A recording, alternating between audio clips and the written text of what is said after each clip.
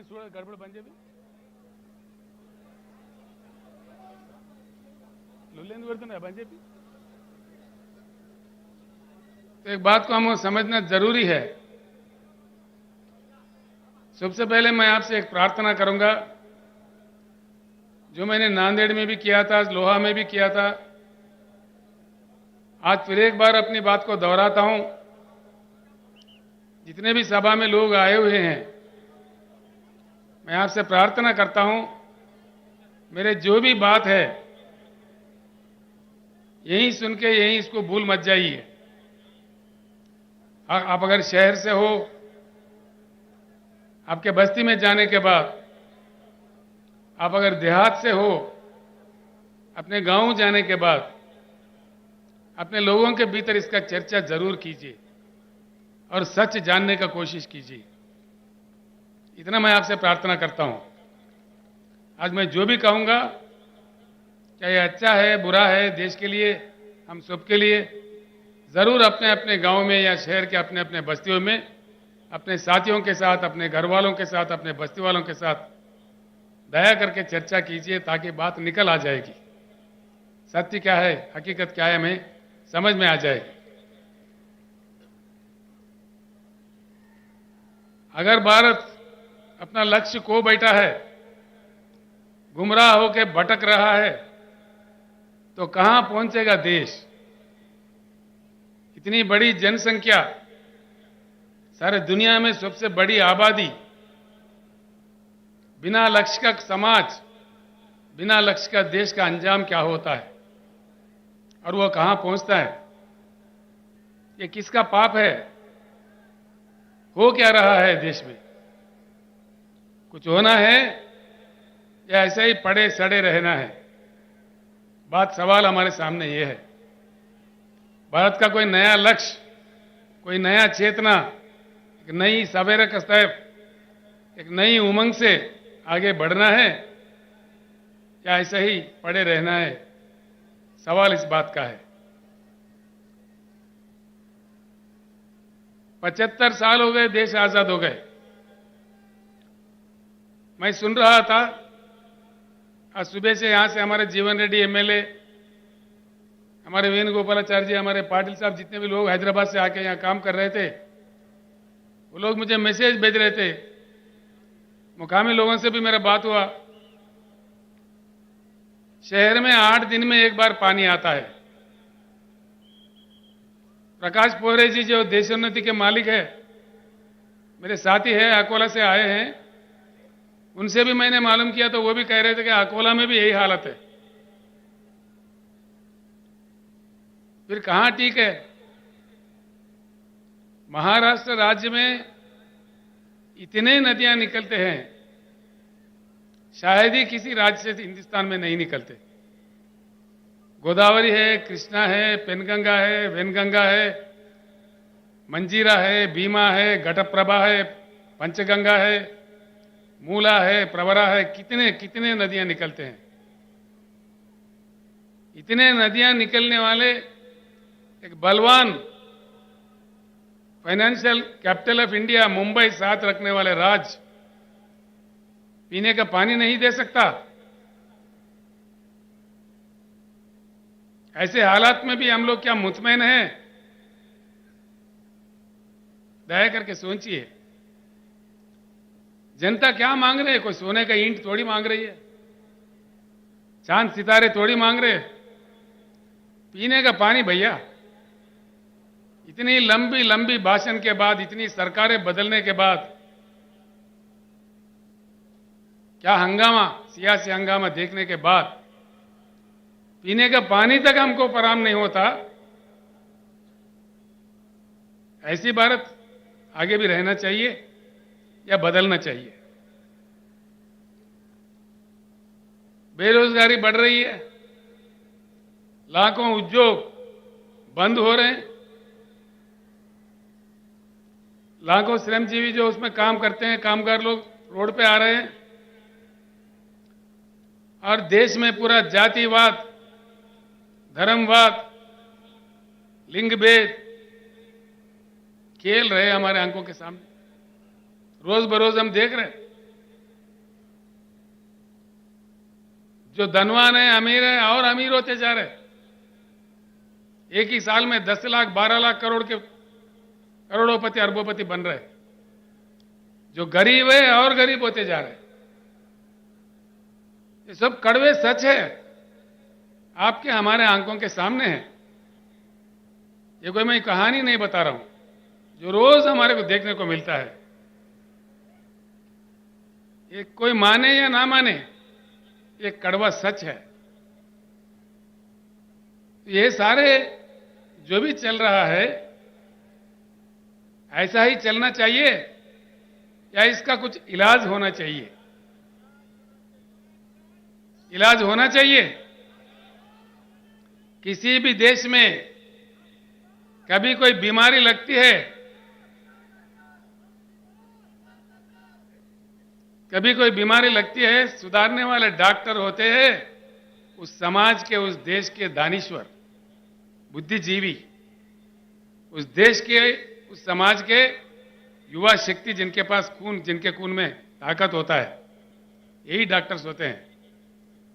नौजवान भाइयों को मैं प्रणाम करके पूछता हूं, हम लोगों को तो उम्र गुजर रहा है, लेकिन ये कल का देश आपका है, भविष्य आपका है। आप ऐसे ही पड़े रहोगे या कुछ उज्जवल रास्ता बनाओगे, फैसला कीजिए। और एक बात पक्का तय करके चलिए, हमारी जो समस्या है, किसी भी दिन ये हमको ही सुलझना पड़ेगा। कोई अमेरिका से नहीं आएगा, कोई रूस से नहीं आएगा, कोई दूसरे देश वाले आके हमको नहीं सुधारेगा। सवाल यह है, कितने जल्दी हम जाग जाए उतना ही हमारा सुधार होगा। जितना हम लेट करिए और बड़े अन्याय का सामना हमें करना पड़ेगा। एक ही बात सोचिए, हिंदुस्तान में कई महान किसान नेता पैदा हुए, कई लोग। सर छोटूराम जो आजादी से पहले पंजाब राज्य में काम कर रहे थे, उत्तर प्रदेश में महेंद्र सिंह टिकैत काम कर रहे थे, यहां अपना महाराष्ट्र में शरद जोशी के नेतृत्व में कई लोग, लाखों लोग काम कर रहे थे। कर्नाटक में प्रोफेसर नंजुंडा स्वामी, तमिलनाडु में नारायण स्वामी जी, आज पंजाब में राजोवाल जी, और मंच पर बैठे हुए हमारे भारत किसान समिति का राष्ट्रीय अध्यक्ष श्री गुरनाम सिंह चढ़ोनी जी, ये सारे लोग लड़ते रहे। आखिर एक बात सोचिए, हिंदुस्तान में अगर लोकतंत्र है, लोकशाही है, तो 13-13 महीने किसानों को क्यों दिल्ली में, देश के राजधानी में धरना करना पड़ता है? कितनी दुर्भाग्यपूर्ण है। ये क्या स्थिति है? ये लोकतंत्र है? 13 महीने के बाद, 13 महीने के दौरान में 750 किसानों का मृत्यु हो गया। 750 लोगों को मरने पड़ते हैं इस देश में, जिसमें लोकतंत्र हम कहते हैं। ये क्या तमाशा हो रहा है देश में? उसके बाद प्रधानमंत्री खुद माफी मांगते हैं, कानून वापस लेते हैं।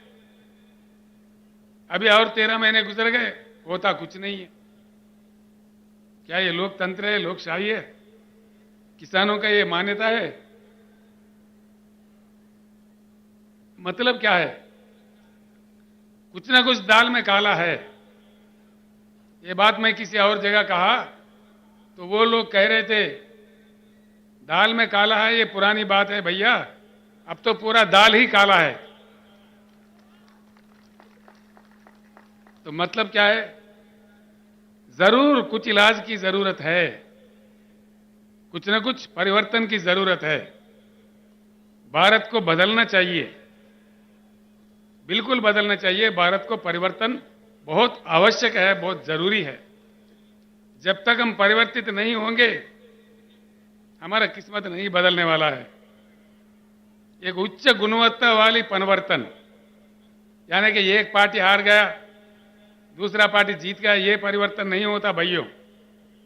उच्च गुणवत्ता वाली, जिस चुनाव के दरमियान, जिस चुनाव के जरिए जनता जीतती है, जनता मांगे सफलता मिलती है, वो सही जीत होता है। पार्टियों का जीत नहीं होगा। पार्टियां तो कहीं जीता है हमने, कहीं जीते, एक गया, दूसरा है, तीसरा है, चौथा है, कितने को जीता है अब तक हम लोगों ने? कितने पुढ़ारी आए इस देश में, कितने नेता आए, कितने पार्टी आए, लेकिन समस्या जस के तस, समस्या का कोई समाधान नहीं। जिस देश में हर दिन सौों की संख्या में किसान आत्महत्या कर रहे हो, जिस राज्य में, जिस पावन धरती पे मैं खड़ा हुआ हूं, इतने नदियां निकालने वाले इस महाराष्ट्र राज्य में, अभी हमारे शंकर अन्ना बता रहे थे, रोज 6-7 किसान आत्महत्या कर रहे हैं। या प्रधानमंत्री को या राज्य के नेताओं को क्या पड़ी है? वो लोग तो अफ्रीका से शेर ला के दिखा रहे हैं हमारे को। अरे भाई, ये हमारे किसान शेर मर रहे बोले तो देखो देखो, ये अफ्रीका का चीता है, ये नमीबिया का शेर है, इसको देख के खुश हो जाओ। क्या समझ में आता है? समस्या का वो समाधान नहीं है। इसीलिए मैं हमारे शेतकरी भाइयों से और बहनों से हाथ जोड़ के विनम्र पूर्वक प्रार्थना करता हूं, जब तक हम खुद शेर नहीं बने, हमारा समस्या का समाधान नहीं मिलेगा। तैयार होना चाहिए।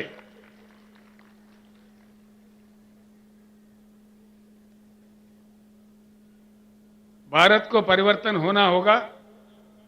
बिना परिवर्तन के भारत विकास नहीं होगा भारत में, ये बिल्कुल तय है। क्योंकि लंबा समय गुजर चुका है, कई पार्टियों को मौका दिया जनता ने, लेकिन कुछ बात सही नहीं आया है। हमारे आंखों के सामने हमसे बुरा हालत में रहने वाला चाइना आज दुनिया को कमांड कर रही है। साउथ कोरिया आगे बढ़ गई है।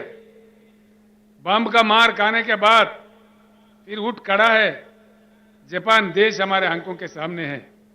जैसा मोहम्मद महातीर के नेतृत्व में मलेशिया में परिवर्तन हुआ, और सिंगापुर में जहां कुछ भी नहीं है, वो लोगों का हालत भी हमसे बेहतर है। ये सारे चीज हमारे आंखों के सामने हुई है। 75 साल में जो हो रहा है, इससे उठकर, आउट ऑफ बॉक्स जाकर, एक नया ढंग से, नया रंग से, एक नया जंग करके हम भारत को बदल सकते हैं। इसी पुराने तरीके से हम लोग नहीं बदल सकते। इस बात को समझने के लिए मैं आपको विनती करता हूं। इसीलिए मैं ये एक बात आपको बताना चाहूंगा, इस परिवर्तन भारत में जो आना है, बिना परिवर्तन के भारत आगे नहीं बढ़ सकता। इसीलिए पैदा हुआ है बीआरएस पार्टी। बीआरएस एक चुनाव के लिए, एक दिन के लिए, कोई एक वर्ग के लिए, एक धर्म के लिए, एक जाति के लिए नहीं पैदा हुआ। ये सारे भारतवासी जितने भी है, उनके हकों को लड़ने के लिए, उनके हकों के लिए बिल्कुल बीआरएस पैदा हुआ है। एक बात मैं यहां कहना चाहूंगा, जब भी नए पार्टी आता है, नया ताकत उभरने लगता है, पुराने ताकतें इकट्ठे होकर के भी हमला करने लगते हैं, साजिशें रचते हैं, अफवाहें फैलाते हैं, पुलिस को लगा देते हैं। लेकिन डरना नहीं है। अगर डरे तो हम आप भी आजाद नहीं होते थे, अब भी ब्रिटिश के गुलाम बने रहते थे। इसलिए मैं कहता हूं, फानूस बनकर जिसकी हिफाजत हवा करे, वो शमा क्या बुझे जिससे रोशन खुदा करे। ये डरने से बिरने से कुछ नहीं होगा। बिल्कुल, अगर हमारे जंग में नेकी है, हमारे जंग में ईमान है, तो जरूर हमारी जीत होगी। हम जीत के रहेंगे, क्योंकि भगवान हो या अल्लाह हो, अल्लाह के घर में देर है लेकिन अंधेर कभी नहीं है। इसीलिए हमको आगे बढ़ना चाहिए। इसीलिए आया है बीआरएस पार्टी, और बीआरएस पार्टी परमानेंट ऑफिस हमने खरीदा है नागपुर में। हमारे अभय भाई और लोग यहां पे भी परमानेंट ऑफिस खरीद रहे हैं, कोई किराए वाला नहीं, बिल्कुल परमानेंट बीआरएस